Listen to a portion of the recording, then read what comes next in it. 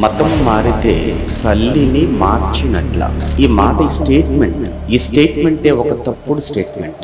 వాడెవడో మతం మార్చేస్తున్నాడు, వాడెవడో మతం అంటే తల్లిని అర్థం, తల్లిని మార్చేస్తున్నాడు. వాడెంత కిరాతకుడు, వాడెంత మూర్ఖుడు, ఎంత దారుణమైన వాడు ఉంటాడు. ఈ మారిపోయాడు వీడెంత నీచుడే ఉంటాడు, వీడికి ఎంత జ్ఞానం లేకుండా ఉంటాడు.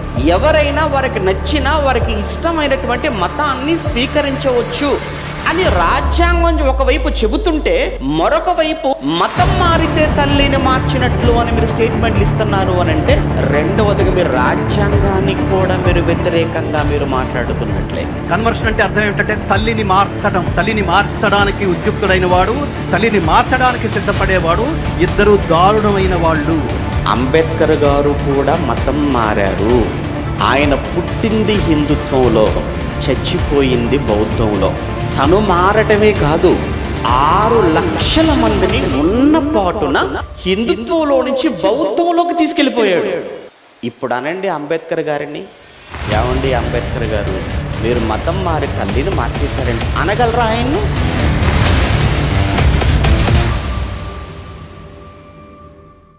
ప్రభునందు ప్రియమైన దేవుని పిల్లలారా, ప్రస్తుత కాలంలో ప్రతి క్రైస్తవుడు వినవలసిన, తెలుసుకోవలసినటువంటి విషయం, అదే సమయంలో హైందవ్యములో ఉన్న సోదర సోదరీమణులు, అలానే విఘ్నులైన, మేధావులైన,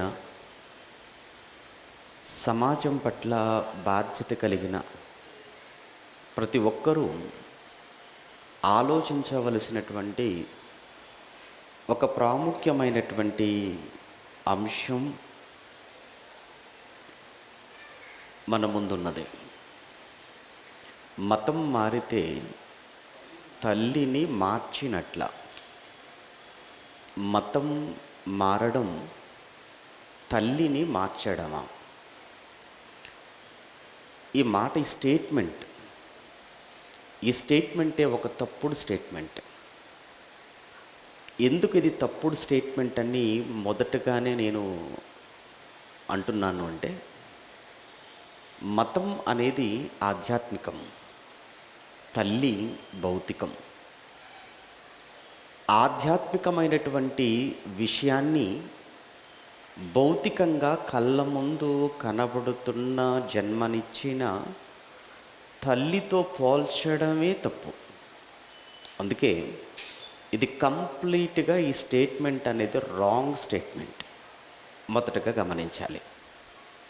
ఇక విషయంలోనికి మనం వెళితే, ఈ మతం మారితే తల్లిని మార్చినట్లు అనేటువంటి మాటలు ఎవరు మాట్లాడుతున్న మాటలు? ఎప్పటి నుంచి ఎక్కువగా మనం వింటున్నటువంటి మాటలు? హిందుత్వంలో అందరూ కాదు, కొందరు, ఆ కొందరు తమకు తాము మేధావులమని సర్టిఫికెట్లు ఇచ్చుకున్న వారి గురించి మాట్లాడుతున్నాను. వారు మేధావులు అని ఎవరూ సర్టిఫై చేయలేదు. వారికి వారుగా మేము హిందుత్వం పక్షాన ఒకళ్ళతో పుచ్చుకున్నాము, హిందుత్వానికి మేమే బ్రాండ్ అంబాసిడర్స్, మా వలన హిందుత్వం బతుకుతుంది అని తమకు తాముగానే ఎవరైతే అనుకుంటున్నారో, వారు ఎవరైతే ఉన్నారో వారే ఈ స్టేట్మెంట్లు ఎక్కువగా ఈ సోషల్ మీడియా వేదికగా వాళ్ళు ఇస్తూ ఉండటం, దాని గురించి మాట్లాడుతూ ఉండటం అనేది మనం చూస్తున్న, గత కాలంగా మనం వింటున్నటువంటి విషయం. ప్రియులారా, ఈ స్టేట్మెంట్లో ఉన్నటువంటి వాస్తవంలోనికి మనం వెళ్ళడానికి ముందు ఇంకా లోతుగా మతం అనే మాటకు అర్థాన్ని కూడా మనం ఆలోచించాలి. ముందుగా మతం, ఈ మతానికి సంబంధించి ప్రపంచవ్యాప్తంగా కొంతమంది ఇచ్చినటువంటి ఆ డెఫినిషన్స్, నిర్వచనాలు, అవన్నీ మీకు చూపించడానికి ఇక్కడ అవకాశం లేదు కనుక ఇక నేను దాని గురించి నేను చెప్పదలుచుకోలేదు.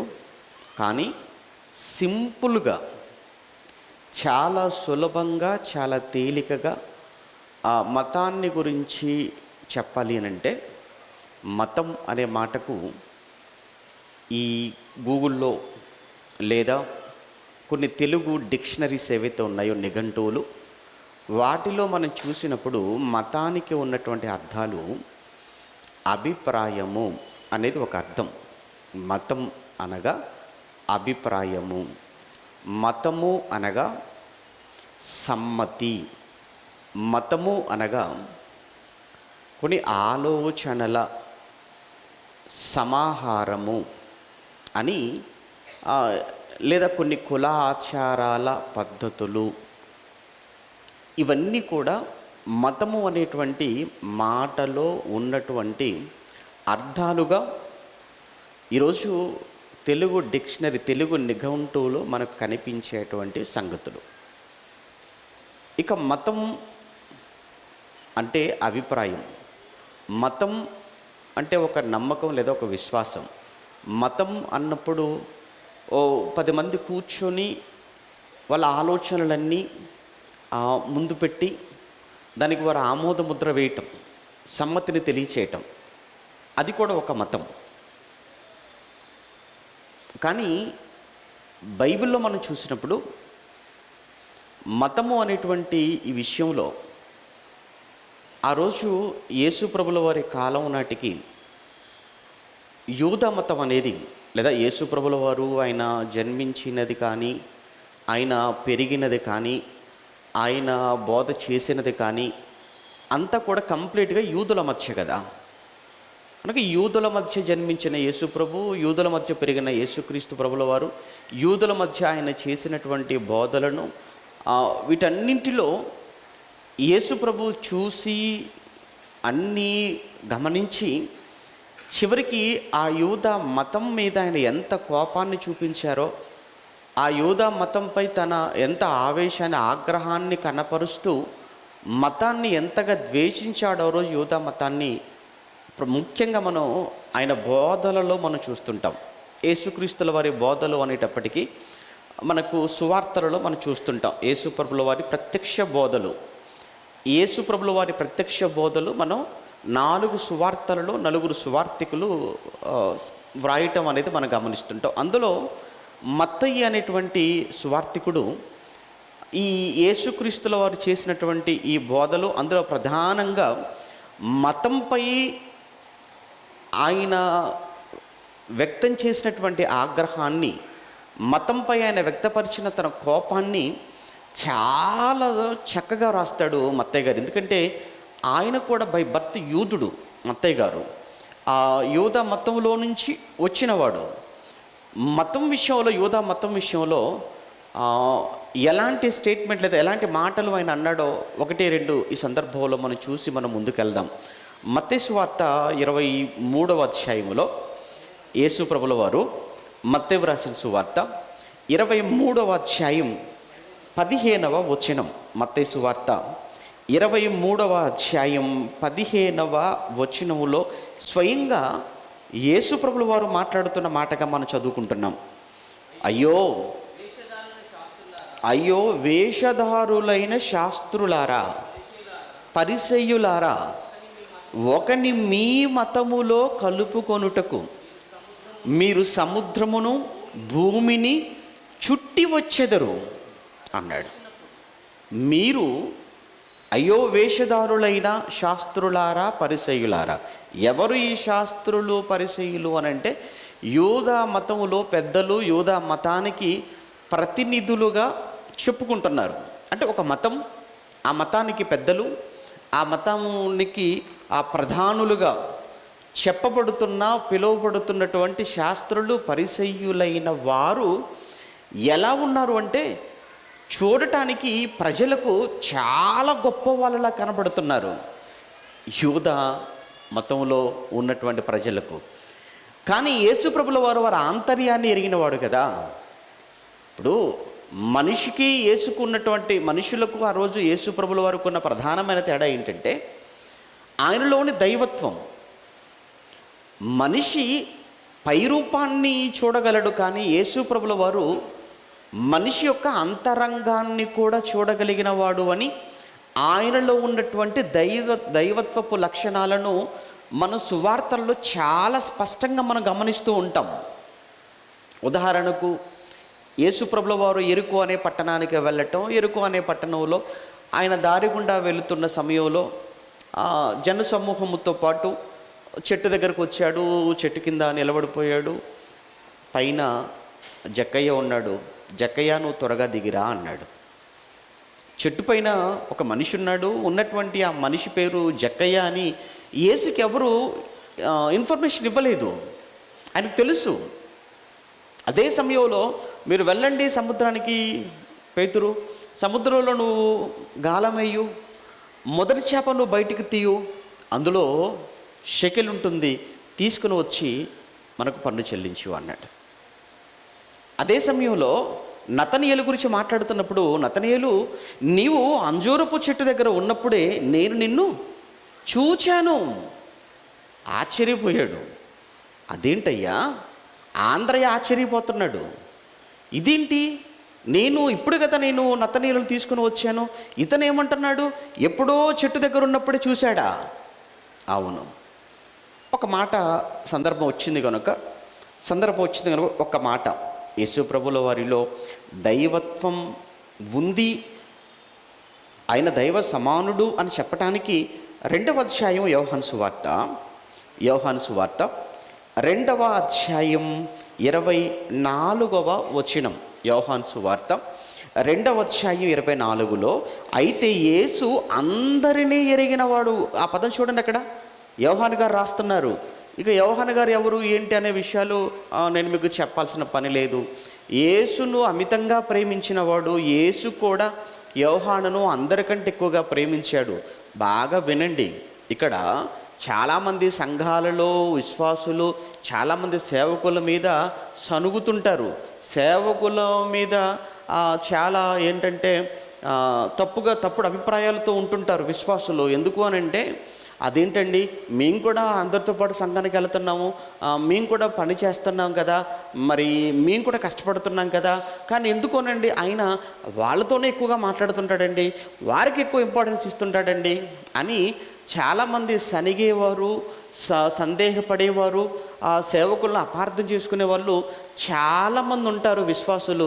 మీరు ఎప్పుడు కూడా అలా సందేహపడుతున్నారు, సనుగుతున్నారు, అపార్థం చేసుకుంటున్నారు అని అంటే అది విశ్వాసులుగా అది మీరు చాలా తప్పు చేసినట్లు. ఇంకా చెప్పాలంటే మీరు విశ్వాసంలో ఇంకా అంతకంతకు బలహీనమైపోతారు. ఒక్కటి బాగా గుర్తుంచుకోండి, మనం ఎంత ప్రేమిస్తామో తిరిగి అంతగా ప్రేమించబడతాం. నువ్వు ఇచ్చేది 10 రూపాయల, నీకు అంతే దొరుకుతుంది విలువ.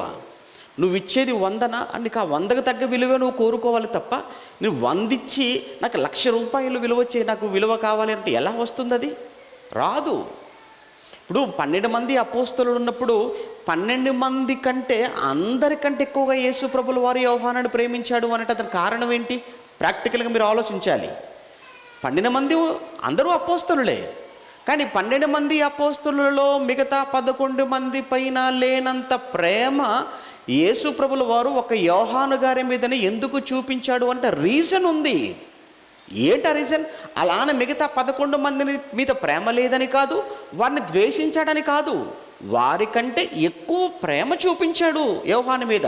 యోహాను మీద అంత ప్రేమ చూపించడానికి కారణం ఏంటయ్యా అంటే మిగతా 11 మంది కంటే కూడా యోహాను ఎక్కువ ప్రేమను చూపించాడు యేసు ప్రభు మీద. ఏమండి, ఎంత ప్రేమ చూపించాడో అంత ప్రేమను పొందుకుంటున్న ఇక్కడ యోహాను. అది విషయం. ఏదైనా మనం చేసిన కొలదే మనకు వస్తుందండి. మనం ఎంత చేస్తే అంతే ఆశించాలి. మనం పెట్టే పెట్టుబడి తక్కువ, ఆశించేది ఎక్కువ అంటే ఎలా వస్తుంది? నువ్వు చేసే కష్టం కొంచెం, జీతం మాత్రం నాకు 1,00,000 కావాలంటే ఎలా వస్తుంది చెప్పు?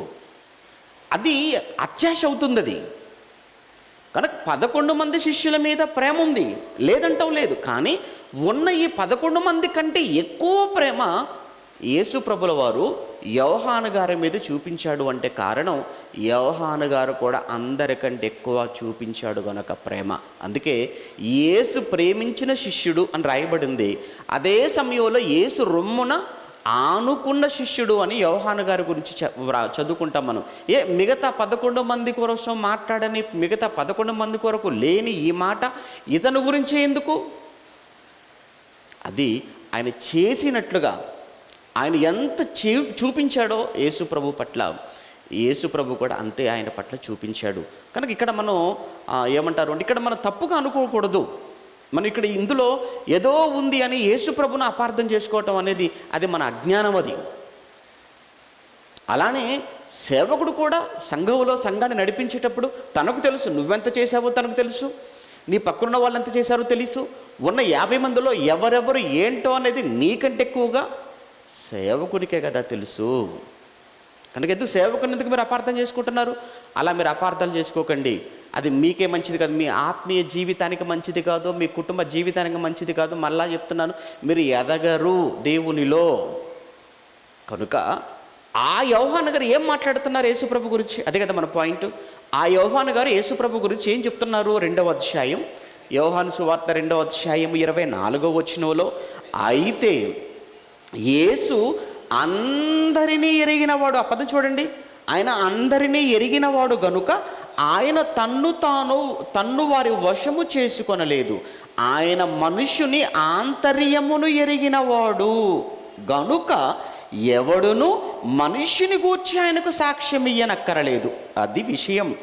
యేసు అనగానే నీకు ఎలా కనబడుతున్నాడు? నీకు యేసు అనగానే నీకు ఎలా కనబడుతున్నాడయ్యా? ఓహో, సిలువలో చూసావు కదా, నిస్సహాయుడుగా కనబడుతున్నాడు కదా, తాను కాపాడుకోని రక్షించుకోలేని ఒక అసమర్థుడుగా నువ్వు చూస్తున్నావా? ఆయనలోని దైవత్వాన్ని చూడలేకుండా నీ కన్నులకు గుడ్డితనం ఈ లోక యుగ సంబంధమైన వాడు కలగచేశాడు. అది పోతే కానీ నీకు ఆయనలో ఉన్న దైవత్వం నీకు కనబడదు. ఏమండి, ఆయన యేసుప్రభుల వారు మనుషుని యొక్క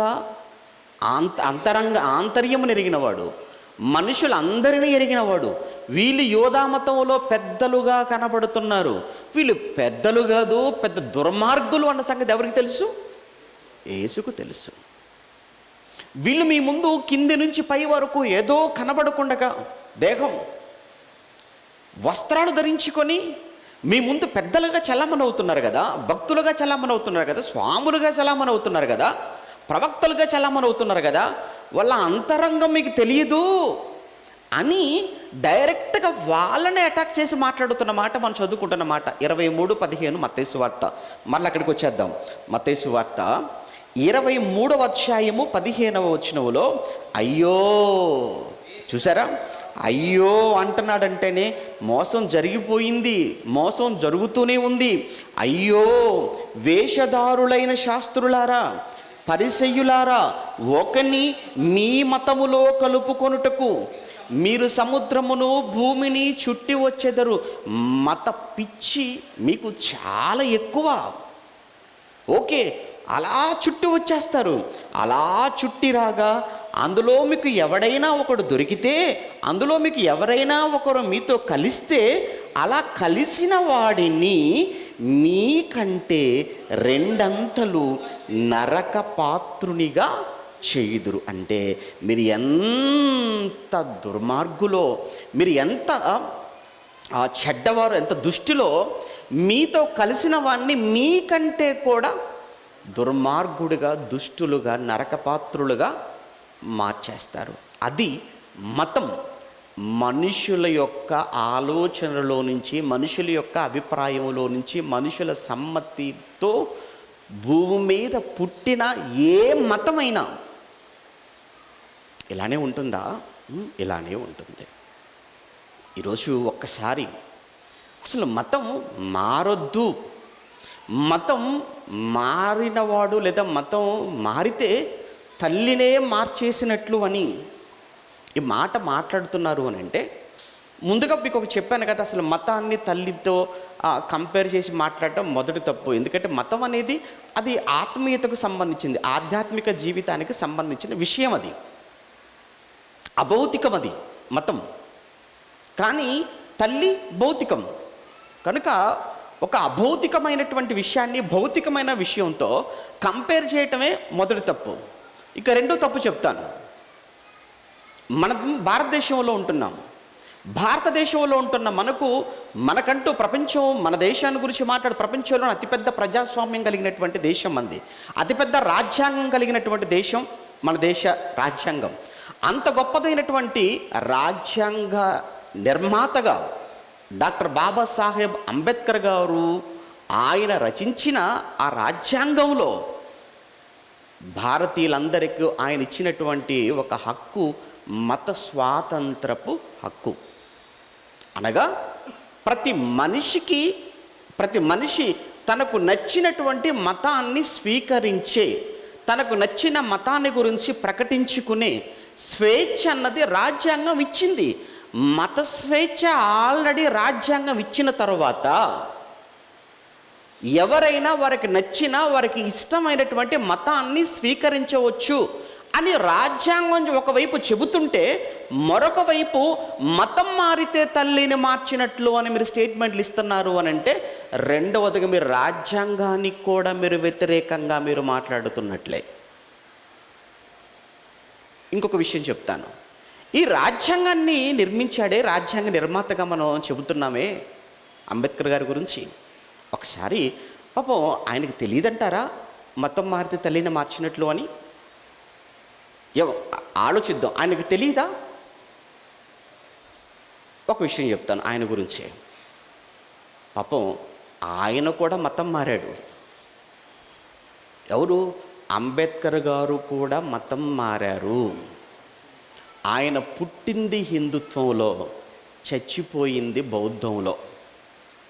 పుట్టుక హిందుత్వంలో జరిగింది, కానీ చనిపోయింది మాత్రం హిందుత్వంలో. ఒక హిందువుగా చనిపోలేదు. చనిపోయేటప్పుడు ఆయన ఒక బౌద్ధ విశ్వాసిగా చనిపోయాడు. 1956వ సంవత్సరంలో అక్టోబర్ 14వ తేదీన మహారాష్ట్రలోని నాగపూర్లో సుమారు 6 లక్షల మంది నాగా జాతీయులతో హిందుత్వాన్ని విడిచిపెట్టి బౌద్ధంలోనికి తీసుకెళ్ళిపోయాడు. తను మారటమే కాదు, 6 లక్షల మందిని ఉన్న పాటున హిందుత్వంలో నుంచి బౌద్ధంలోకి తీసుకెళ్ళిపోయాడు. మాస్ కన్వర్షన్ అంటాం చూసావా? నాకు తెలిసి ఒక్కసారిగా ఆయన చేసినంత ఈ మత మార్పిడి దేశంలో ఎవరు చెయ్యలేదండి. ఇప్పుడు అనండి అంబేద్కర్ గారిని, ఏమండి అంబేద్కర్ గారు మీరు మతం మారి తల్లిని మార్చేశారండి అనగలరా ఆయన్ను? పోనీ ఆయనకి తెలియదా మతం తల్లని? అవునులేడు పాప, ఆయనకేం తెలియదు. ఆయనకేం తెలియదు కనుక రాజ్యాంగాన్ని రాశాడు. ఆ రాజ్యాంగాన్ని తెలిసిన మనమంతా ఈరోజు పాటిస్తున్నాం. అంతేనా? ఇలా మాట్లాడుతున్న మీరు అంత మేధావులా? ఏంటి మీకున్నటువంటి చదువు? ఏంటి మీకున్నటువంటి అర్హతలు? ఏమీ లేదు కనుకనే మతాన్ని తీసుకుని వెళ్ళి తల్లి అని తల్లితో పోల్చి మాట్లాడేశారు. అక్కడే అర్థమైపోయింది మీకు ఏమీ తెలియదు, ఏమీ రాదు అని. కనుక మొదటి ఆ స్టేట్మెంటే తప్పుడు స్టేట్మెంట్ అని మొదటిగా చూసాం. రెండవ విషయంగా రాజ్యాంగానికి అది వ్యతిరేకమైన, రాజ్యాంగానికి అది భిన్నమైనటువంటి స్టేట్మెంట్ అని రెండవ విషయంగా చూసాం. మూడవదిగా మనం ఇప్పుడు మాట్లాడుకున్న మహనీయుడు అంబేద్కర్ గారే తన మతం మారి లక్షల మందిని ఒకేసారి మతం మార్చినటువంటి వైనం మన దేశ చరిత్రలో అదొక పెద్ద సంచలనం. వీటికి నీ దగ్గరున్న సమాధానం ఏంటి? రైట్, ఇంకా కొంచెం మనం ముందుకు వెళదాం. ఒక విషయం చెప్తాను. ఈ విషయంలో సుమారుగా ఒక 3 ఏళ్ల క్రితం అనుకుంటాను, అది న్యూస్లో కూడా వచ్చింది. 2021 ఏప్రిల్ 9 అని అనుకుంటున్నాను, కరెక్ట్గా ఐడియా లేదు. పేపర్లో మీరంతా కూడా చూసే ఉండొచ్చు. సుప్రీంకోర్టు, మన దేశ అత్యున్నత న్యాయస్థానం సుప్రీంకోర్టు త్రిసభ్య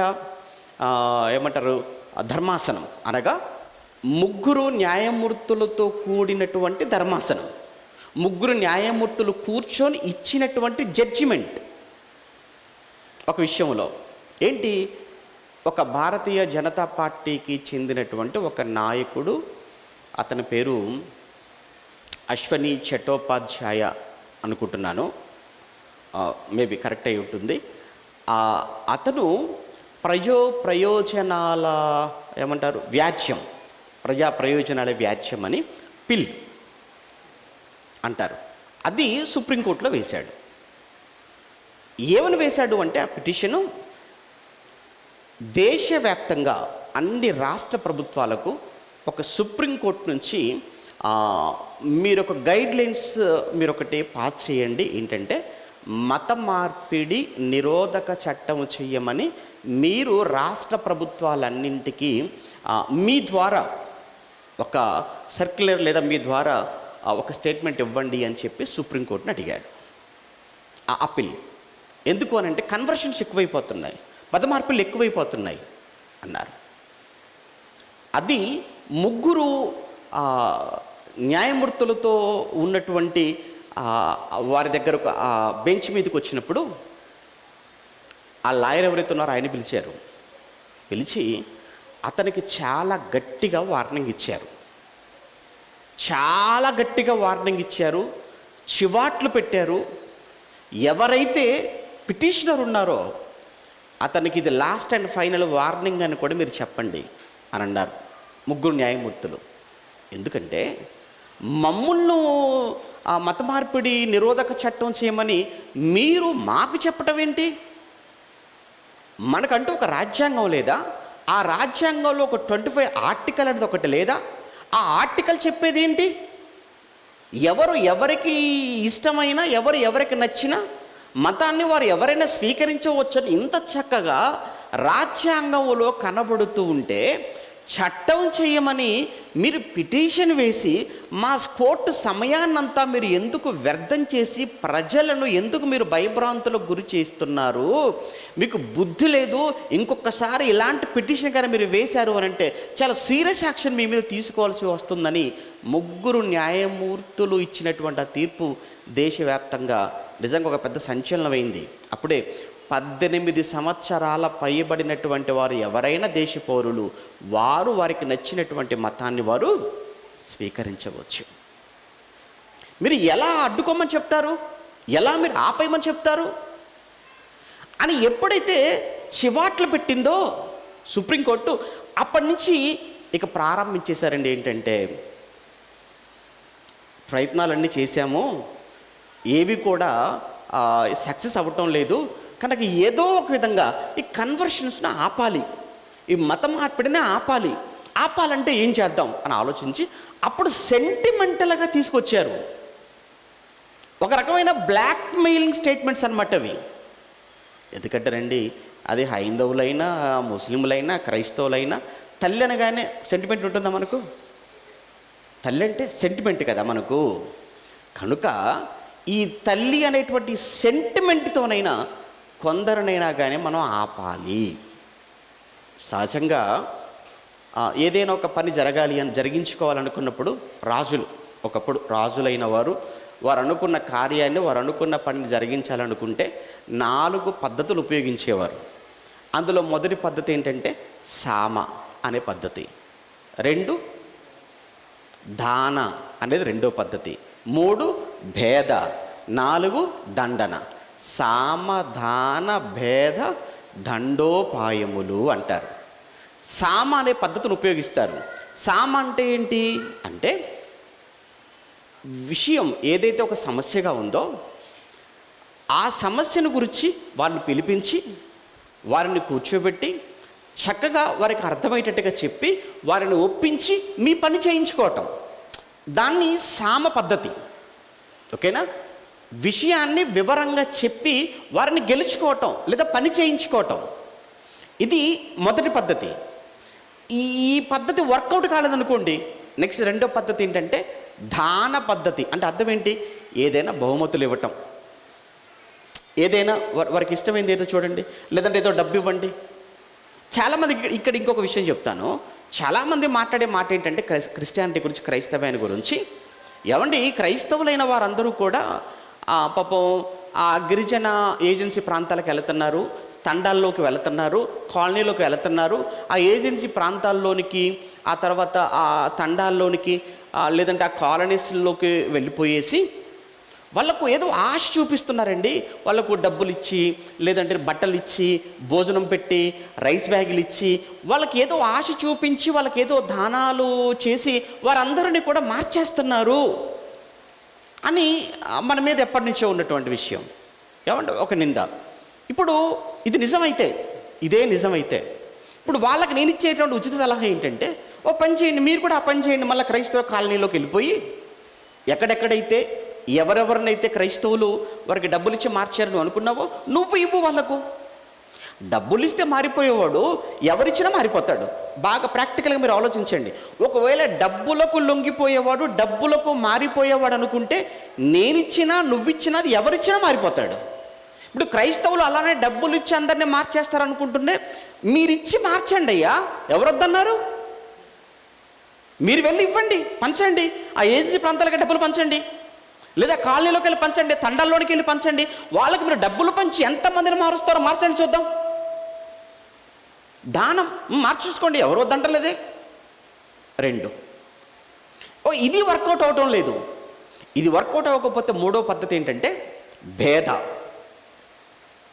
ఇది మనం లాస్ట్ ఒక 5-10 ఇయర్స్ నుంచి ఎక్కువగా మన తెలుగు రాష్ట్రాలను మనం చూస్తున్నది ఎక్కువగా ఏంటంటే, క్రైస్తవ్యంలో ఉన్న లోపాలు, బైబిల్లో ఉన్న తప్పులు, వేగదా మాట్లాడుతూ బైబిల్లో ఉన్న తప్పులు. బైబిల్లో చూసారా ఏంటి? బైబిల్లో ఒక తండ్రి ఏంటి, కూతుళ్ళతో ఏంటి, ఒక మామ ఏంటి, కోడలతో ఏంటి, ఆ తర్వాత ఒక అన్న ఏంటి, చెల్లెలతో ఏంటి అని బైబిల్లో ఎప్పుడో పితరుల యుగంలో, ధర్మశాస్త్రం లేకముందు, ధర్మశాస్త్రం రాకముందు, ఆ అజ్ఞాన కాలంలో వారు చేసినటువంటి కార్యక్రమాలు ఉన్నాయే, వాటిని చూపించి బైబిల్లో చూసారా ఎంత అశ్లీల సంబంధమైన, బైబిల్లో ఏ విధమైన వావి వరసలు లేని కార్యక్రమాలు ఉన్నాయో, ఇలాంటి సంగతులతో కూడుకున్న ఈ బైబిల్, ఇది మనకు అవసరమా? ఇదా క్రైస్తవులుగా మీరు చదువుతున్నారు, ఇదా మీరు బోధిస్తున్నారు, ఇలాంటి బైబిల్ మనకెందుకు అని బైబిల్ మీద ఒక రకమైనటువంటి బురద చల్లటం. అదే మనది చూసారా, ఓ సర్వే జన సుఖినో భవంతు అని మన దాంట్లో ఉంటే, వీళ్ళ దాంట్లో చూసారా చంపేయండి, అది చేయండి, ఇది చేయండి అని ఉందని చెప్పి భేదాలు చూపించారు కదా. అదే కదా ప్రస్తుతం కూడా జరుగుతుంది. బైబిల్లోనండి ఎన్నోసార్లు చెప్పుకున్నాము, బైబిల్లో కాంట్రడిక్షన్స్ అనేవి, బైబిల్లో వైరుధ్యాలు, బైబిల్లో విరుద్ధాలు అనేవి ఎట్టి పరిస్థితుల్లో ఉండడానికి వీల్లేదు. కారణం ఏంటంటే, బైబిల్లో 66 పుస్తకాలు, 2 నిబంధనలు, పాత నిబంధన 39, క్రొత్త నిబంధన 27, మొత్తంగా రాసిన వారు 40 మంది. 40 మంది కూడా ఒకే కాలంలో ఉన్నవాళ్ళు కాదు. వాళ్ళంతా వేరు కాలాలలో ఉన్నవారు, వేరు వృత్తులలో ఉన్నవారు, వేరు నాగరికతల మధ్య నివసించిన వారు, వేరు ప్రాంతాలలో ఉండి వ్రాసినవారు. ప్రాంతాలు వేరు, నాగరికత వేరు, వారి వృత్తులు వేరు, వారి కాలాలు వేరు, పరిస్థితులు వేరు.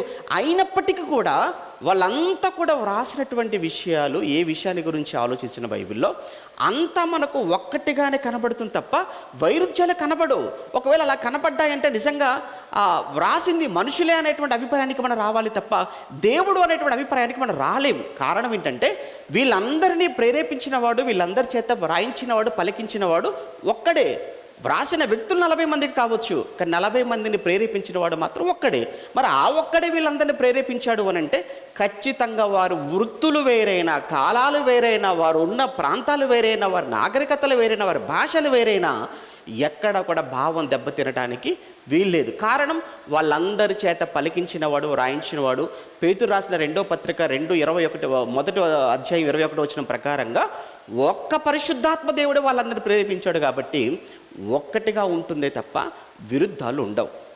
మరి ఎలా అక్కడ ఒక విధంగా, ఇక్కడ ఒక మరొక విధంగా ఉంటుంది కదండి, దీన్ని ఎలా అండి అర్థం చేసుకోవాలి అంటే, ఇక్కడ అర్థం చేసుకోవడానికి కాస్త వివేకం కావాలి, అర్థం చేసుకోవడానికి కాస్త ఆలోచన కావాలి. ఉదాహరణకు ఏమండి, ఎలాంటివి చూసి వాళ్ళు బైబిల్లో వైరుధ్యాలు ఉన్నాయని అనుకుంటున్నారో ఒక విషయాన్ని మీకు చూపించి ముందుకెళ్తాను. ఒకసారి సంఖ్యాకాండం 25వ అధ్యాయం ఒక ఇన్సిడెంట్ మీకు చూపిస్తాను. ఎక్కడ వాళ్ళంతా పొరపాటు పడుతున్నారో అందరూ అని చెప్పడానికి ఒక ఇన్సిడెంట్. సంఖ్యాకాండం 25వ అధ్యాయం. సంఖ్యాకాండం 25వ అధ్యాయం. ఇశ్రాయేలీలు అరణ్య ప్రయాణంలో ఉన్నారు. మొత్తానికి ముగింపులోనికి వచ్చేసారు. ప్రయాణం ముగింపులోకి వచ్చేసింది వారి ప్రయాణం. షిత్తీములో దిగారు. షిత్తీములో వారు దిగినటువంటి సమయంలో అప్పటికి వీడు బాలాకు మాయలో, బాలాకు ఎర్రలో పడిపోయినటువంటి బిలాము అనేటువంటి ప్రవక్త. ఈ బిలాము అనే ప్రవక్త అమ్ముడుపోయిన ఈ ప్రవక్త బాలాకు దగ్గరకు వచ్చేసి బాలాకు ఒక తప్పుడు సలహా ఇచ్చాడు. ఇశ్రాయేలీలను మనం ఓడించడం వారిని చాలా కష్టమయ్యా, నువ్వు యుద్ధం చేసి, కాకపోతే ఎందుకంటే నేను మాట్లాడే వాటి అన్నిటినీ కూడా దేవుడు వారికి శాపమైన ఆశీర్వాదకరంగా మార్చేస్తున్నాడు. ఇశ్రాయేల్ పక్షాన దేవుడు ఉన్నాడు కనుక దేవుడు వారిని కోపగించుకొని దేవుడు వారిని శిక్షించి వారిని చంపాలి అని అంటే వారు దేవుడికి అసహ్యమైనటువంటి కార్యం వారు చెయ్యాలి. దేవుడు అసహించుకునేటువంటి ఒక పని, ఒక సలహా నీకు ఇస్తాను. ఏంటంటే దేవుడు విగ్రహారాధన దేవుడు బాగా వ్యతిరేకిస్తాడు, కోపడతాడు. 2 వ్యభిచారం. ఇవి 2 కానీ ఇశ్రాయేలీల మధ్యలోనికి నువ్వు కానీ తీసుకెళ్ళగలిగితే ఆ దేవుడు ఖచ్చితంగా ఇశ్రాయేలీలను చంపుకుంటాడు అని ఈ మోయాబు రాజుకు వాడు ఇచ్చినటువంటి సలహాతో మోయాబీలలో అందమైన స్త్రీలను ఇశ్రాయేలీయుడు గుడారాలు వేసుకున్నటువంటి వారి మధ్యలోనికి ఈ రాజు పంపించేశాడు. ఈ ఇశ్రాయేలీలు ఆ స్త్రీల వెంబడి వెళ్ళి వారితో వ్యభిచరించుకుంటూ అక్కడ వాళ్ళు చేస్తున్నటువంటి ఆ తప్పుకు దేవుడు సహించలేక, తట్టుకోలేక దేవుడు వారి మధ్యలోనికి ఒక తెగులు పంపాడు. ఆ తెగులు ఫలితంగా అక్కడ 24,000 మంది చనిపోయారు. అది సంఖ్యాకాండం 25. బాగా చూడాలి. సంఖ్యాకాండం 25వ అధ్యాయం. సంఖ్యాకాండం 25:9. 24,000 మంది ఆ తెగులు చేత చనిపోయిరి. 24,000 మంది ఆ తెగులు చేత చనిపోయిరి. ఓకే, ఎంతమందట? 24,000 మంది ఆ తెగులు చేత చనిపోయిన వాళ్ళు. ఇదే విషయాన్ని మరలా సుమారు ఇది క్రీస్తుకు ముందు 1500 అంటే మొదటి శతాబ్దం, అంటే మరలా తిరిగి 1500 సంవత్సరాల తర్వాత చూడండి, మరలా 1500 సంవత్సరాల తర్వాత అపోస్తలుడైన పౌలు గారు తను కొరింథీ అనే సంఘానికి ఉత్తరం రాస్తాడు. మొదటి ఉత్తరం. ఆ రాసినటువంటి ఆ మొదటి ఉత్తరంలో ఈ విషయాన్ని జ్ఞాపకం చేస్తున్నాడు. ఇక్కడ జరిగిన ఈ సంగతిని కొరింథీ సంఘానికి జ్ఞాపకం చేస్తున్నాడు. జ్ఞాపకం చేస్తూ ఆయన ఏమని రాశాడో ఆ పత్రికలో ఒకసారి చూడాలి.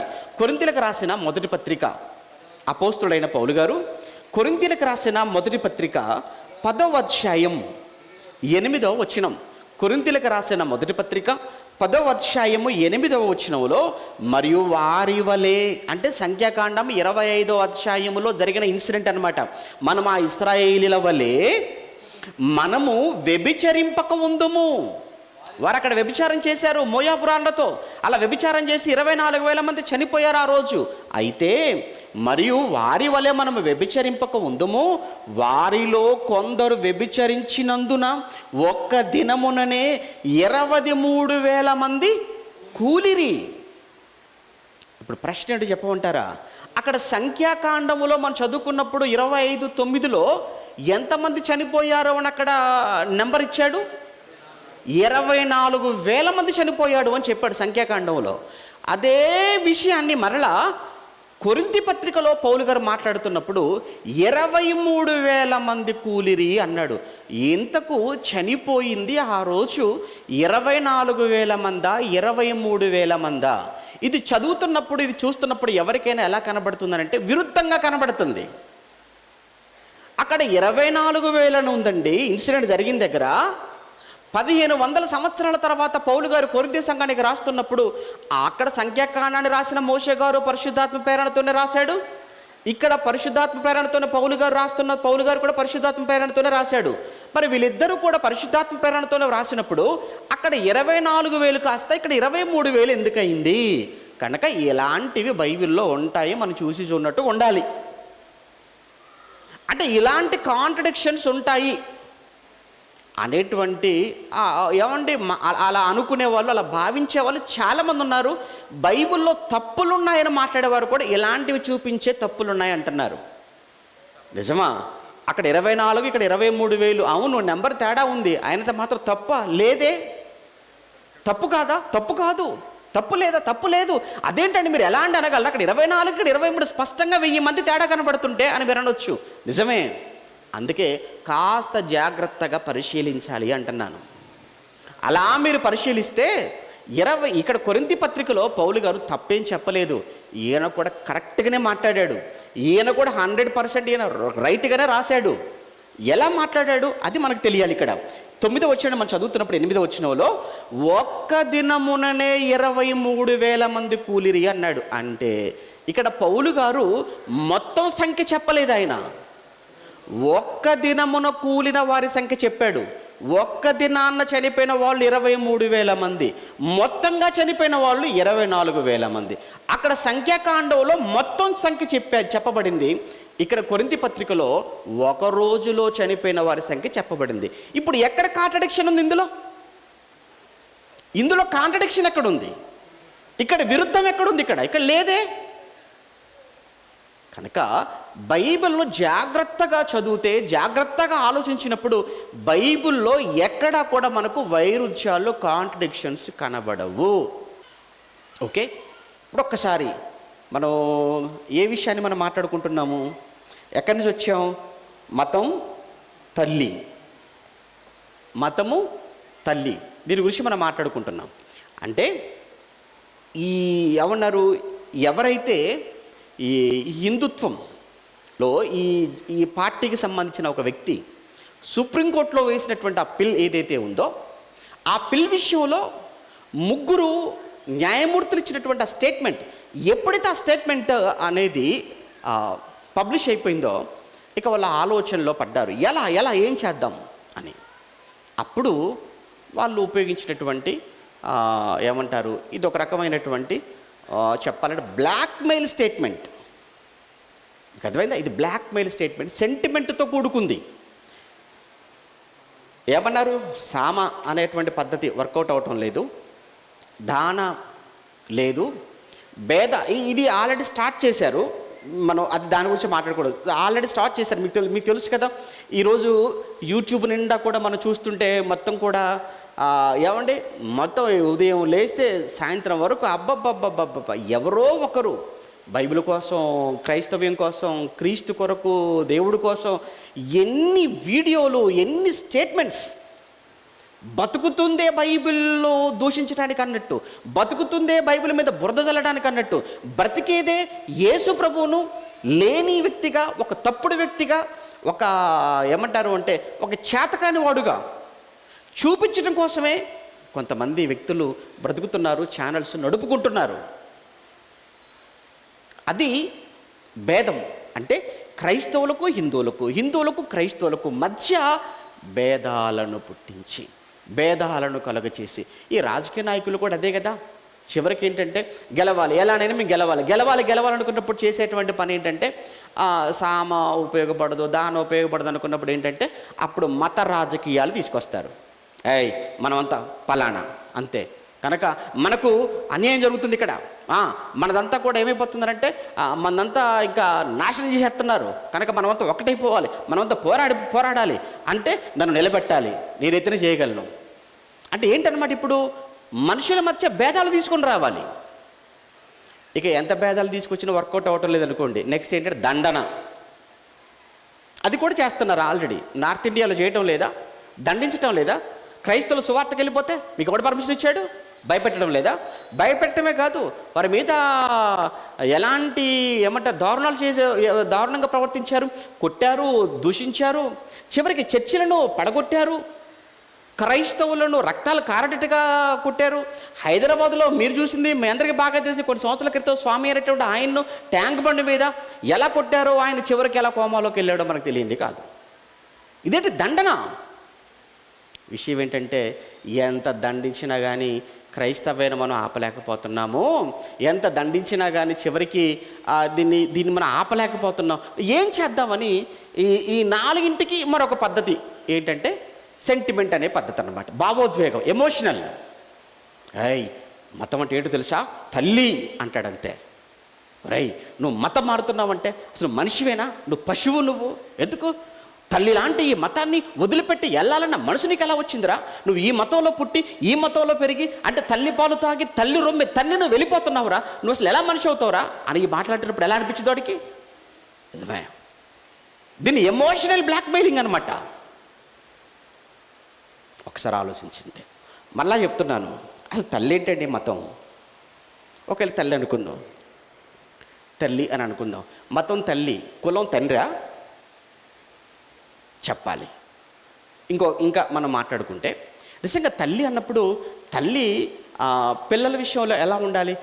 ఏమండి, ఏ తల్లి అయినా కానీ తన కడుపును పుట్టిన బిడ్డలను అందరూ సమానంగా చూస్తుంది కదా తల్లి.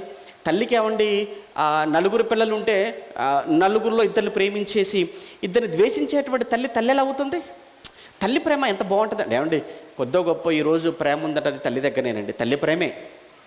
ఈరోజు ప్రేమలన్నీ ఏమైపోయాయి? కల్మషం అయిపోయి, ప్రేమలన్నీ కలుషితం అయిపోయి, ప్రేమలన్నీ ఏమైపోయి అంటే అంతా కూడా స్వార్థంతో కూడుకున్నదే మారిపోయింది. కొద్దో గొప్ప బతుకుందనంటే ప్రేమ అది కేవలం తల్లి ప్రేమే. ఎందుకంటే తల్లి ప్రేమ కల్మషం లేని ప్రేమ, కపటం లేని ప్రేమ, స్వార్థం లేని ప్రేమ తల్లి ప్రేమ. తల్లి బిడ్డలందరినీ సమానంగా చూస్తుంది. 1, 2 బిడ్డలందరూ బాగుండాలని కోరుకుంటుంది ఏ తల్లి అయినా కానీ నిజంగా ఒకవేళ నువ్వు తల్లి నువ్వంటే ఒకసారి చరిత్రను ముందు పెట్టండి. ఎక్కడుందో సమానత్వం? ఎక్కడ చూపించిందో ఆ తల్లి సమానంగా కనబడదు మనకు. ఎన్ని దారుణాలండి, అవన్నీ చెబుతూ వెళ్ళిపోతే సమయం సరిపోదు, కానీ నేను చెప్పటం లేదు.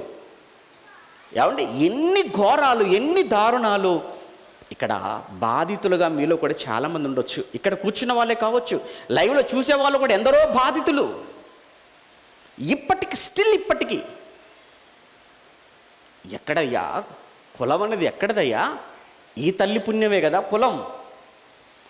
కులం అనేటువంటి దానిని ఒక మనిషికి అంటగట్టి ఊరిలో కూడా నువ్వు ఉండకూడదురా అని ఊరికి ఎక్కడో వెలుపల పెట్టి ఇక వాడిని గుడిలోకి కాదు గుడిదాకా కూడా రావడానికి నువ్వు అర్హుడవు కాదురా అని పెట్టి అసలు మనిషిలా చూసారా? ఇంటి ముందు నుంచి ఒక కుక్క పరిగెత్తుకుని వెళ్ళిపోయినా పర్వాలేదు, ఒక పంది వెళ్ళిపోయినా పర్వాలేదు, కానీ వీడు కానీ ఒకవేళ, ఎందుకంటే పైనున్నటువంటి మొదటి వర్గం బ్రాహ్మణ వర్గం, ఆ తర్వాత క్షత్రియ, వైశ్య, ఆ తర్వాత శూద్రులు, అసలు వీళ్ళు ముగ్గురు తప్ప మిగతా వాళ్ళంతా కూడా ఎవరు అని అంటే మీరు అనుకోవచ్చు మేము పలానా అని. మీరు ఎవరైనా ఈ శూద్రులే, మర్చిపోకండి. ఈ శూద్రుల తర్వాత ఇంకా కింద ఉన్నది ఎవరంటే పంచములు, అంటే అధములు. అసలు వీళ్ళు మనుషులే కాదు వాళ్ళ దృష్టిలో. అంటే ఇంటి ముందు నుంచి ఒక కుక్క, ఒక పంది, ఒక పశువు, ఒక గేదె, ఏదైనా కానీ అలా వెళ్ళిపోవచ్చు. కానీ నువ్వు కానీ ఇంటి ముందు నుంచి వెళ్ళావు అని అంటే వెనక చీపురు కట్టుకొని వెళ్ళాలిరా. అలానే నీ మూతికి ముంత పెట్టుకొని వెళ్ళాలి. ఇవి రెండూ లేకుండా నువ్వు ఇల్లు దాటడానికి వీలు లేదు. ఊరిలో బావి ఉన్నా ఆ బావి దరిదాపుల్లో నువ్వు కనబడకూడదు. బావిలో నీళ్లు ఎట్టి పరిస్థితుల్లో ముట్టడానికి కానీ తాగడానికి కానీ వీలు లేదు. ఒకవేళ ఈ బావిలో నీళ్లు నువ్వు ముట్టినట్టుగా తాగినట్టుగా తెలిసిందా, నేను ఊరి వెలుపలకు తీసుకుని వెళ్ళిపోయిన దారుణంగా కొట్టి చంపేస్తాం. ఎక్కడవండి ఇవన్నీ? మన తల్లి పుణ్యమండి. వీళ్ళు ఏదైతే తల్లి అని అంటున్నారో ఆ తల్లి చూపించిన ప్రేమ ఒక సవతి తల్లి కూడా అలా చూపించదేమోనండి. ఆ తల్లి చూపించిన ప్రేమ ఇంకా చెప్పమంటారా? తల్లి చూపించిన ప్రేమ. ఒకప్పుడు జోగినీలను ఉండేవాళ్ళు 10వ శతాబ్దం వరకు. ఆ జోగిని వ్యవస్థ కాస్త దేవదాసి వ్యవస్థగా మారిపోయింది. ఇంతకు ఏంటి ఈ జోగిని దేవదాసి వ్యవస్థ? ఈ జోగిని వ్యవస్థ లేదా దేవదాసి వ్యవస్థ, లేదంటే బాల్య వివాహాల, లేదా సతీ సహగమనం ఎక్కడవండి? మన తల్లి పెట్టిందండి. ఇలా అంటున్నారే మతం మారితే తల్లిని మార్చినట్టని. వీళ్ళు దేనినైతే తల్లి అంటున్నారో ఆ తల్లి చూపించిన, ఆ తల్లి ప్రవేశపెట్టినవి ఇవన్నీ.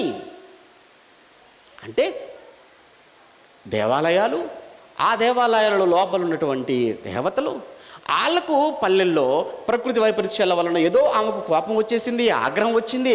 ఆమె ఆగ్రహం, ఆ లోపల ఉన్నటువంటి ఆ దేవీ దేవతల యొక్క ఆగ్రహం చల్లారాలంటే ఈ ఊరిలో తక్కువ కులాల వాళ్ళు ఎవరైతే ఉన్నారో, వాళ్ళు వివాహం కాకుండా ఎవరైతే ఉన్నారో వీరిని తీసుకుని వెళ్ళి లోనున్నటువంటి ఆ దేవి దేవతతో పెళ్లి చేసి అక్కడ వదిలేయాలి, జీవితాంతం పెళ్లి చేసుకోకూడదు. మరి ఏంటి ఆమె జీవితమా? ఆ ఊరిలో అందులో పనిచేసే పెద్దలా, లేకపోతే స్వాములా, లేదంటే ఊరిలో ఉన్నటువంటి పెద్దలా, వాళ్ళు ఎవరైనా కానీ వచ్చేసి ఆ స్త్రీని అనుభవించి వాడుకొని వదిలేయచ్చు. అలా పిల్లలు పుట్టిన బిడ్డ ఎవరు తండ్రో కూడా తెలియదు. అలాంటి వ్యవస్థ అండి ఎక్కడదండి? తల్లి తీసుకొచ్చిందండి. ఆ తల్లి పెట్టిన భిక్ష ఇదంతా. ఇలా మాట్లాడుతూ వెళ్ళిపోతే గంటలు రోజులు కూడా సరిపోవు, అంతుంది, అన్నున్నాయి. అలాంటి పరిస్థితుల్లో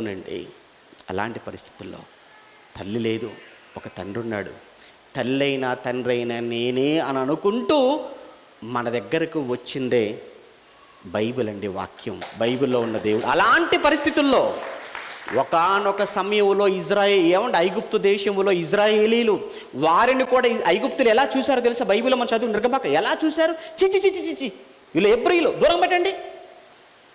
అసహించుకున్నారండి హెబ్రీలను. విషయం ఏంటి చెప్పంటారా? వాళ్ళు చేసే పని కావాలి వాళ్ళకు. వాళ్ళు చేసే పని మీరు కూడా చూడండి. నా చిన్నతనంలో నేను చూసింది, నేను బాధితుడిగానే చెప్తున్నాను. ఏమంటే వాళ్ళ ఇంట్లో పనంతా చేయాలి, కానీ ఇంట్లో అడుగు పెట్టే అవకాశం మాత్రం నీకు లేదు, తెలుసా? ఇంట్లో పనంతా చేయి, చీపురు పట్టుకొని ఇల్లంతా ఊడ్చాలి, ఏమంటే బయటంతా కూడా నువ్వు శుభ్రం చేయాలి, కానీ ఇంట్లో అడుగు పెట్టాలి అంటే అనుమతి కావాలి, లేదా అసలు అడుగు పెట్టడానికే లేదు. ఒకవేళ నీళ్ళు కానీ అడిగావా, ఆ నీళ్ళు వాళ్ళు పైనుంచి పోస్తారు, నువ్వు ఇలా పట్టుకొని తాగాలి. ఇవన్నీ అనుభవించినవే. అంతెందుకండి, యూపీలో, ఉత్తర భారతదేశంలో రీసెంట్గా ఒక వ్యక్తి దళితుడు తన దగ్గర తన డబ్బులతో ఒక గుర్రం కొనుక్కున్నాడు. గుర్రం ఎక్కి ఊళ్ళోకి వచ్చాడని పెద్దలంతా కలిసి వాడిని చితక్కొట్టి చంపేశారు. నువ్వెవడవరా గుర్రం ఎక్కడానికి? నువ్వెవరనెక్కావు గుర్రం? ఎక్కకూడదు. రీసెంట్గానండి తూఫాన్, ఇక్కడే కదండి మీకు దగ్గర, హైదరాబాద్కి దగ్గర ఒక విలేజ్. రీసెంట్గా 4 రోజుల క్రితం జరిగింది. ఒక కుటుంబాన్ని వెలివేశారు ఊర్లో పెద్దలందరూ వెలివేశారు. కారణం ఏంటంటే ఒక తల్లి, ఒక భార్యాభర్తలు, 6 పిల్లలు, 4 ఆడపిల్లలు, 2 మగపిల్లలు, ఇద్దరు చదువుకున్నారు, హైదరాబాద్కి వచ్చి ఉద్యోగం చేస్తున్నారు. కానీ ఊరిలో శుభకార్యానికైనా అశుభకార్యానికైనా డబ్బు వాయించాలంటే వీరే వాయించాలి.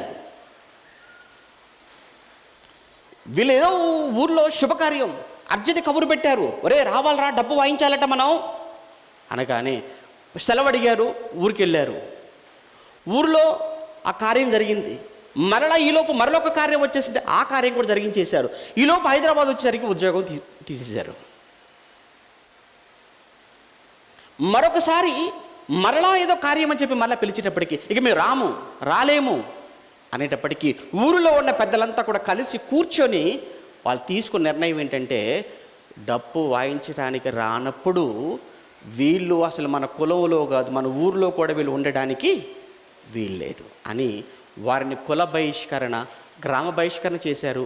ఆ పిల్లలు బాగా చదువుకున్న వాళ్ళు, జేఎన్టీలో చదువుకున్న వ్యక్తిగా గోల్డ్ మెడలిస్ట్ ఆ పిల్లోడు, అయినప్పటికీ కూడా వెళ్ళి డప్పు వాయించాడు. కానీ మరొకసారి వాళ్ళు ఉద్యోగం పోగొట్టుకున్నాడు. మళ్ళీ వెళితే మళ్ళీ ఏదో జాబ్లో జాయిన్ అయ్యాడు. మళ్ళీ వాళ్ళు పిలిచారు, మళ్ళీ వెళ్ళకపోయేటప్పటికి వీడు నువ్వు ఎంత చదువుకుంటే ఏంట్రా, రావాలి ఇక్కడికి, నువ్వు డబ్బు కొట్టాల్సిందే, లేదంటే కులం నుంచి ఊరు నుంచి బహిష్కరించేశారు. ఆ విషయాలన్నీ ఎస్పీ గారికి పెట్టారు. ఆ ఎస్పీ గారు ఎస్ఐ గారిని పంపించారు. మొత్తం కూడా ఎంక్వైరీ చేశారు. నిజమే అని తేలింది విషయం. అదే పేపర్లో వచ్చిన న్యూస్. అది నిన్న మొన్న 4 రోజుల క్రితం వచ్చిన న్యూసే చెప్తున్నాను మీకు, నా అబద్ధం కాదు ఇది. ఇదేంటండి, ఎన్ని వేల సంవత్సరాలైనా కానీ చూసారా ఈ దేశంలో ఎన్నో కొత్త ఆవిష్కరణలు, ఎన్నో కొత్త ఏమంటారు టెక్నాలజీ పెరిగిపోతుంది, టెక్నాలజీ మారిపోతుంది కదా. ఇన్ని సంవత్సరాలలో సమాజంలో మానవ మెదడులో ఎన్నో కొత్త ఆలోచనలకు, ఆవిష్కరణలకు కళ్ళ ముందు ఈరోజు ప్రపంచం కనబడుతుంటే దీన్ని మాత్రం ఎలాంటి తీసేయలేకపోతున్నామంటే ఇది ఎంత బలమైనదిగా ఉండిపోయిందో ఒక్కసారి మీరు ఆలోచించండి. మారొద్దా? ఒకప్పుడు ఐగుప్తీయులు కూడా ఇశ్రాయేలీయులను అలానే ద్వేషించారు. వాళ్ళు చేసే పని మాత్రం కావాలి, వాళ్ళు మాత్రం వద్దు. అదేనండి వాళ్ళు చాలా ఏడ్చారట, రోధించారట. ఒకటే బైబిల్ రాయబడిన చెప్తాను, నిర్గమకాండం మీరు 2వ అధ్యాయం చదువుకోండి. వాళ్ళు ప్రతిరోజు దేవుడికి మొరపెడుతున్నారట. ఎలాంటి పరిస్థితికి వెళ్ళిపోయారంటే వారు మూలుగు అంటే అర్థం ఏంటి తెలుసా అండి?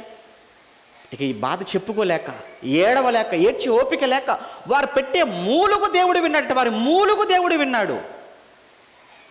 అప్పుడు దేవుడు వారి కొరకు ఎవరిని పంపాడు? మోషేని పంపాడు. మోషే ఎవరి మనిషి? దేవుని మనిషి. ఒక దేవుని మనిషిగా, దేవుని ప్రతినిధిగా మోషే వారి దగ్గరికి వెళ్ళాడు. మోషే వారితో మాట్లాడాడు. మోషే వారిని విడిపించాడు. వారికంటూ స్వేచ్ఛను, స్వతంత్రాన్ని ఇచ్చాడు. ఇది ఎంత నిజమో భారతదేశం పుట్టింది మొదలు నేటి వరకు భారతదేశంలో ఎన్నో అవమానాలతో, నిందలతో, బహిష్కరణలతో, ఆఖరికి ఎన్నో ప్రాణాలు కోల్పోయి ఎన్నో త్యాగాలు చేసి, అంతే కదండి. ఏమంటే మీరు కేరళ లాంటి రాష్ట్రాల గురించి చరిత్ర మీరు చదువుతున్నప్పుడు అక్కడ పేరుగా ఉందండి. అక్కడ ఎంత భయంకరంగా ప్రవర్తించేవారు తెలుసా అండి? దళితులైనా చెప్పడానికే నాకు మనసు రావటం లేదండి. వాళ్ళకు బ్రెస్ట్ ట్యాక్స్ అని వేసేవాళ్ళంటే, వాళ్ళకు రొమ్ము పన్ను, స్త్రీలకు ఎంత అమానుషమైనటువంటి కార్యక్రమం, ఎంత దారుణం చెప్పడానికే చాలా అసహ్యంగా ఉంది. చూసారా? జరిగిన చరిత్ర ఇది కథ కాదు ఇది. ఇలాంటి పరిస్థితుల్లో ఏంటి మా పరిస్థితి? ఏంటి? మమ్మల్ని విడిపిస్తారు? మాకు ఎవరు జ్ఞానం నేర్పిస్తారు? ఏంటి మా కోసం దేవుడే లేడా? మమ్మల్ని ప్రేమించే దేవుడే లేడా? మాకు కావలసిన దేవుడే లేడా అని ఎందరో ఏడుపులు, రోదనలు, కన్నీళ్ళు, వారి మూలుగులు పరలోకంలో ఉన్న దేవుడు విన్నాడు. ఆ దేవుడు పంపగా వచ్చిన వారే మిషనరీస్ అంటారు. చూసారా? వాళ్ళొచ్చి చర్చిలు కట్టారు, వాళ్ళొచ్చి విద్యాలయాలు నిర్మించారు, వాళ్ళొచ్చి హాస్పిటల్స్ పెట్టారు, వాళ్ళొచ్చి ఇదిగో మీరు బాధపడకండి, ఇదిగో దేవుడు ఉన్నాడు, ఆయన నిజమైన దేవుడు, ఆయన అందరినీ ప్రేమించేవాడు. ఇలా మీరు ఎక్కువ, మీరు తక్కువ అని ఇలా తారతమ్యాన్ని, మనుషుల మధ్య భేదాలు చూపించే దేవుడు కాదు ఈయన గురించి బైబిల్లో రాయబడినట్టు మాటలు ఏంటి తెలుసా? ఈయన యెహోవా అందరికీ ఉపకారి. కీర్తనల గ్రంథం 145వ అధ్యాయం 9వ వచనం మీరు చదివితే 145వ కీర్తన 9వ వచనంలో యెహోవా అందరికీ ఉపకారి. సమూయేలు మొదటి గ్రంథం 2వ అధ్యాయం, త్వరగా సమూయేలు మొదటి గ్రంథం చూడండి, సమయం అయిపోయింది అప్పుడే. సమూయేలు మొదటి గ్రంథం 2వ అధ్యాయం, సమూయేలు మొదటి గ్రంథం 2వ అధ్యాయము 8వ వచనంలో, సమూయేలు మొదటి గ్రంథము 2వ అధ్యాయము 8వ వచనం చదువుతున్నప్పుడు, ఇదిగో దరిద్రులను అధికారులతో కూర్చుండబెట్టుటకు, దేవుడు చూడండి ఎలాంటి నిర్ణయం తీసుకున్నాడో, దరిద్రులను అధికారులతో కూర్చుండబెట్టుటకు, మహిమగల సింహాసనమును స్వతంత్రింపజేయుటకు వారిని మంటిలో నుండి ఎత్తువాడు ఆయనే, లేమిగల వారిని పెంట కుప్పల మీద నుంచి లేవనెత్తువాడు ఆయనే, భూమి యొక్క స్తంభములు యెహోవా వశం, లోకమును వాటి మీద ఆయన నిలిపి ఉన్నాడు. అబ్బా, ఎంత ఆదరణతో కూడుకున్న మాట అండి. దరిద్రులను అధికారులతో కూర్చుండబెట్టువాడు. ఒకప్పుడు మీరు ఊరిలో ఉండటానికి వీల్లేదురా, అసలు మీరు మనుషులే కాదురా, మీరు పశువుల కంటే హీనవురా అని ఎక్కడో పెట్టారే. కానీ ఈరోజు మనకు కావాల్సింది ఇదే కదండి, మనం కోరుకున్నది ఇదే కదా. బైబిల్ దేవుడు ఏమన్నాడు తెలుసా? 49వ అధ్యాయం యెషయా గ్రంథంలో 15-16 వచ్చి చదువుతున్నప్పుడు, ఏ స్త్రీ అయినా తన గర్భమును పుట్టిన బిడ్డను మర్చిపోతుందా?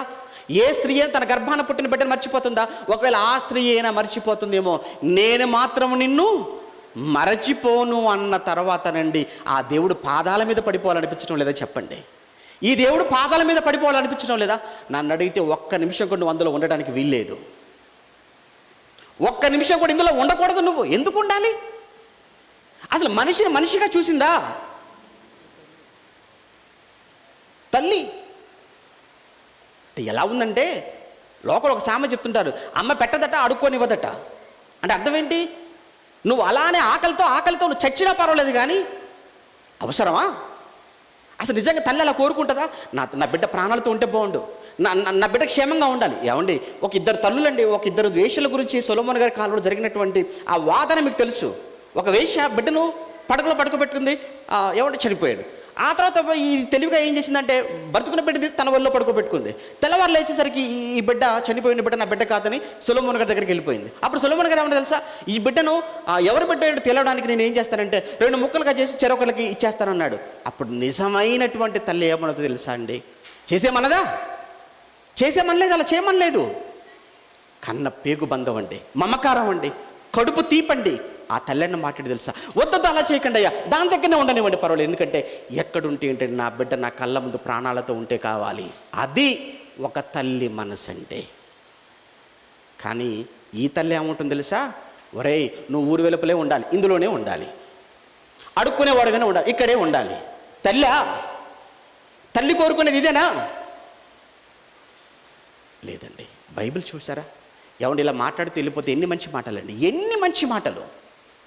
ఒక మాట చెప్పంటారా, నిన్ను వాళ్ళని పొరుగు అని ప్రేమించు. ఏమండి చాలా రెఫరెన్స్లు ఉన్నాయండి, సమయం లేదని త్వరగా చెప్పేస్తున్నాను. నిన్ను వాళ్ళని పొరుగు అని ప్రేమించు. ధర్మశాస్త్రం అంతా ఒక్క మాటలో అన్నాడు. గలతీ 5:14 ధర్మశాస్త్రం అంతా ఒక్క మాటలో పరిపూర్ణమై ఉన్నది. ఏంటయ్యా అంటే నిన్ను వాళ్ళని పొరుగు అని ప్రేమించమని ఒక్క మాట ధర్మశాస్త్రం అంతా కొన్ని పరిపూర్ణమైంది. బైబిల్ అంతా చెప్పిన ఒకే మాట, నిన్ను వాళ్ళని పొరుగు వాణిని ప్రేమించు, అంతే తప్ప నేను పైన కూర్చుంటా, నాకు కింద మీరు ముగ్గురు ఏం చేయాలంటే నేను పైన కూర్చుంటాను, మీరందరూ నాకు సేవలు చేస్తూ ఉండాలి, అలా చెప్పలేదండి. నిన్ను నువ్వు ఎంత ప్రేమిస్తావో, నీ మతంలో ఉన్నవానైనా, పరమతంలో ఉన్నవానైనా, ఏ ప్రాంతంలో ఉన్నవానైనా, ఏ భాష తెలిసిన వానైనా, నిన్ను నువ్వు ప్రేమించుకున్నట్లుగా, నువ్వు ఏ భేదాన్ని చూపించకుండా అందరినీ అలానే ప్రేమించమని చెప్పిన గొప్ప తల్లండి, గొప్ప తండ్రి అండి. ఎవరు? బైబిల్లో ఉన్న దేవుడండి. నాకు ఈయన కావాలండి, అందుకేనండి ఇక్కడికి వచ్చాను, నేను అందుకోసం వచ్చాను ఇక్కడికి. ఎంతకంటే గొప్పగా ఇంకేముంది చెప్పు? తప్పుడు మాటలు మాట్లాడద్దు, ఏదో సెంటిమెంట్ డైలాగులతో బ్లాక్మెయిల్ చేసి వాళ్ళు ఎలానైనా కానీ ఉంచేసుకోవాలి, అదొద్దు, అది కాదు. నేను మిమ్మల్ని ఏం అంటం లేదు. నిజంగా గొప్పతనం ఉందా చెప్పండి, ఆ గొప్పతనం ఏంటి మేము వింటాము. ఆ గొప్పతనాన్ని బట్టి ఒకవేళ మారితే మారిపోతారు, తప్పండి. ఒకవేళ నిజంగా తల్లిని మార్చినట్టు అంటే మీరు ఇక్కడి నుంచి విదేశాలకు వెళ్ళిపోతున్నారు, ఒక అమెరికా వెళ్తున్నారు, ఒక ఇంగ్లాండ్ వెళ్తున్నారు, జర్మనీ వెళ్తున్నారు, ఫ్రాన్స్ వెళ్తున్నారు. అక్కడికి వెళ్ళి అక్కడ ఉన్నటువంటి తెల్లవాళ్ళు, అక్కడ ఉన్నటువంటి ఇంగ్లీష్ వాళ్ళను మీరు కూడా ఏదో చెప్పి మార్చేస్తున్నారు. మరి వాళ్ళ తల్లిని మీరు మార్చేస్తున్నారు. ఇంకొకటి మాట్లాడుతూ అన్నాడు ముసలోడు, ఆడు చూపిద్దాం అనుకున్నాను, ప్రొజెక్టర్ లేక చూపించలే. ఒక ముసలోడు అండి, కాటికి కాలు చెప్పిన వయసులో ఉన్నాడు, ఆడు రేపు మాపు అన్నట్టుగా ఉన్నాడు. వేదిక నీకు ఎలా మాట్లాడు తెలుసా, ఈ క్రైస్తవులందరూ క్రైస్తవులుగా మారిన వాళ్ళ మనం సంకర జాతట, ఆయన స్వచ్ఛమైన జాతట. మరి ఏ టెస్ట్లో తెలియదు ఆయన గురించి. ఏ టెస్ట్ చేయించుకున్నారు సార్ మీరు? ఎక్కడ తేలింది మీరు ఒరిజినల్ అని? అంటే క్రైస్తవులట ఏమంటే మనం క్రైస్తవులు అనేటప్పటికీ మనం ఈ దేశాన్ని పుట్టిన వాళ్ళం కాదట, ఈ దేశస్తులు కాదట. ఎవరు ఏంటండి ఈ మాటలు?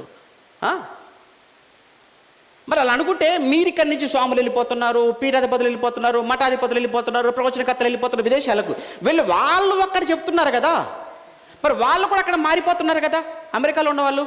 మరి వాళ్ళు కూడా మీరు మార్చేస్తున్నారు కదా, మతం మార్చేస్తున్నారు కదా. అంటే వాళ్ళు మీరు కాపురం చేస్తూ పుట్టారా? వాళ్ళు ఏమైనా ఎలా దీన్ని అర్థం చేసుకోవాలి? ఏంటి నోరుందని మాట్లాడమేనా? వాళ్ళతో కూడా సాక్ష్యాలు ఇప్పిస్తున్నారు కదా, మేము పుట్టకతో మేము క్రైస్తవులం, కానీ వీళ్ళు వచ్చారు మాకు అది చెప్పారు మేము మారిపోయామని తిప్పుతున్నారు కదా ఊళ్ళో. మీరు కూడా చేసుకోండి, ఎవడొద్దన్నాడు? అది వాళ్ళ ఇష్టం, మీ ఇష్టం. మరి ఇక్కడ ఈ మాట అక్కడ వాళ్ళకి అప్లై చేస్తే ఏమైపోద్ది పరిస్థితి? అంటే వీళ్ళ ఉద్దేశం ఏంటంటే మనం ఇందులోనే ఉండాలన్నమాట. ఏమండి ఇప్పుడు మన ఏమంటారు, వస్తువులు మారిపోతున్నాయి లేదా కాలాన్ని బట్టి మారిపోతున్నాయండి. మన తల్లిదండ్రులు ఒకప్పుడు ఏమంటే చిన్నప్పుడు అండి ఎడ్ల బండి ఎక్కడం అంటే మహా సరదాగా ఉండేది. మన తాత మా నాన్న ఎడ్ల బండి కట్టారు, ఎడ్ల బండి మీద వెళ్ళారు కాబట్టి ఇప్పుడు కూడా ఎడ్ల బండి మీద వెళ్ళిపోతారంటే కుదురుతుందా? కుదరదు. ఒకప్పుడు మా నాన్న వ్యవసాయం చేసే రైతు కాబట్టి నేను కూడా రైతు కుటుంబంలో పుట్టాను, నేను కూడా రైతుగానే ఉంటానంటే మరి సాఫ్ట్వేర్ ఎందుకు అయ్యావు, విదేశాలకు ఎందుకు వెళ్ళిపోతున్నావు? అసలు నన్ను అడిగితే ఎవడు మతం మారిన వాళ్ళు కాదండి, ఈ దేశంలో పుట్టి ఈ దేశానికి సేవ చేయకుండా విదేశాలకు వెళ్ళిపోతున్నారు చూసారా, డబ్బు సంపాదన కోసం. వాళ్ళ తెలివిని వాళ్ళ జ్ఞానాన్ని వాళ్ళ దేశాలకు ఉపయోగిస్తున్నారు, మన దేశానికి ఉపయోగించడం లేదు. మరి వాళ్ళనేమంటారు? అంతే కదండి. ఈ దేశంలో పుట్టారు, ఈ దేశంలో చదువుకున్నారు, ఈ దేశంలో పుట్టి ఈ దేశంలో చదువుకొని వాళ్ళకున్న జ్ఞానాన్ని తెలివిని ఇక్కడ వాడకుండా విదేశాలకు వెళ్ళిపోయి ఉద్యోగాల పేరుతో సంపాదన పేరుతో అక్కడ సంపాదించుకుంటున్నారు. వాళ్ళు అక్కడ కొంతమంది అక్కడే సెటిల్ అయిపోతున్నారు. తప్పని మనం ఏం అనట్లేదు, ఎవరిష్టం వాళ్ళది. కానీ వాళ్ళ దేశానికి ఏం చేసిన వాళ్ళు మంచి చేసిన వాళ్ళు అవుతున్నారా? వాళ్ళు ఎందుకయ్యా క్రైస్తవుల కోసం ఆడిపోసుకుంటున్నారు? వద్దు, ఏమనకండి. ఇందులోకి వచ్చిన తర్వాత క్రైస్తవులకు వచ్చింది ఏ భేదము లేదన్నాడండి. గలతీ పత్రిక 3:28 ప్రకారంగా ఇందులో యూదుడని, గ్రీసు దేశస్థుడని, దాసుడని, స్వతంత్రుడని, స్త్రీ అని, పురుషుడని ఏ భేదము లేని చూసారు, ఏ విధమైన తారతమ్యము, ఏ విధమైన భేదము లేకుండా ఏమంటే అంత ఒక్కటిగా ఉన్నటువంటి కుటుంబం అంటే క్రైస్తవ్యం అంటే. ఏమంటే ఒకవేళ ఉన్నాయి అని అనుకుంటే అవి అక్కడక్కడ మనుషుల లోపాలు, బైబిల్ లోపం అయితే కాదు కదా. దేవుళ్ళో అయితే లోపం లేదు కదా, మనుషుల లోపం ఉంటుంది. దేవుళ్ళో లోపం లేదు, బైబిల్లో లోపం లేదంటున్నాను. ప్రపంచంలో మనుషులంతా ఎలా వచ్చారంటే పైనుంచి ఒకరు, మధ్యలో నుంచి ఒకరు, కింది నుంచి ఒకరు, తోటలు ఇలా చెప్పలేదు బైబిల్. భూమి మీద అపోస్తల కార్యం 17:26 ప్రకారంగా యావత్తు భూమి మీద కాపురం ఉండుటకు ఆయన ఒకని నుంచి ప్రతి జాతి మనుషులు సృష్టించాడు. ప్రపంచంలో ఉన్న అన్ని జాతులు ఒక మనిషి నుంచి వచ్చారు, ఆ మనిషి దేవుడి నుంచి వచ్చాడు. అంటే అందరూ కూడా దేవుణ్ణి తండ్రిగా కలిగినటువంటి ప్రపంచం ఇది. అందులో మీరు కూడా ఉన్నారు సోదరులారా, అందులో మీరు ఉన్నారు. కనుక మనమంతా ఒకే తండ్రి పిల్లలం. ఒక తండ్రి పిల్లలం అనుకున్నప్పుడు ప్రపంచం అంతా ఒకే కుటుంబం. మన మధ్య ఎందుకు ఈ భేదాభిప్రాయాలు, మన మధ్య ఎందుకు ఈ తారతమ్యాలు? మీరు మారరా? మీరు మారరు. మారిన వాళ్ళు ఎందుకు మాట్లాడుతున్నారు? వాళ్ళకి దేవుడు వివేచన ఇచ్చాడు, వాళ్ళ జ్ఞానం ఇచ్చాడు. నిజంగా వాళ్ళు ప్రేమను చూశారు, పొందుకున్నారు, అందుకే ఇక్కడికి వచ్చారు. మీరు రారా? ఉండండి అక్కడే. మిమ్మల్ని ఎవరే వద్దంటారు, బలవంతం ఎవరు చేయటం లేదు కదా. మీరు అక్కడే ఉండండి. కానీ వెళ్ళిన మీరు ఎందుకు ఏడుస్తున్నారు? ఎందుకు చేయాల్సిన ప్రయోగాలని చేశారు? ఇక చివరికి సెంటిమెంట్ ప్రయోగం ఒకటా, ఎమోషనల్ బ్లాక్మెయిలింగ్ ఒకటా, దీని ద్వారా కూడా వర్కౌట్ అవ్వడం లేదా? ఏం చేస్తారు ఇక నెక్స్ట్? మీరు చేసేది ఒకటే, చంపుకుంటూ పోవడమే. చంపండి, దానికి సిద్ధమే. మొదటి శతాబ్దంలో అదే జరిగింది, ఇప్పుడు కూడా మేము దానికి సిద్ధమే. కనుక ఇది పద్ధతి కాదు. దేశాన్ని గౌరవించండి, రాజ్యాంగాన్ని గౌరవించండి, తోటి సహోదరుని గౌరవించండి, ప్రేమించండి. మీలో ప్రేమ ఉంటే, మీరు ప్రేమను చూపితే అందరూ మీకు బానిసలైపోతారయ్యా. ప్రార్థన చేసుకుందాం. ప్రేమ కలిగిన మా తండ్రి పరిశుద్ధుడా, మీకు వందనాలు. ఇప్పటి వరకు ఎంతో ఓపికతో మీ వాక్యాన్ని విన్న మీ పిల్లలందరి కోసం పేరు పేరున ప్రార్థన చేస్తున్నాను.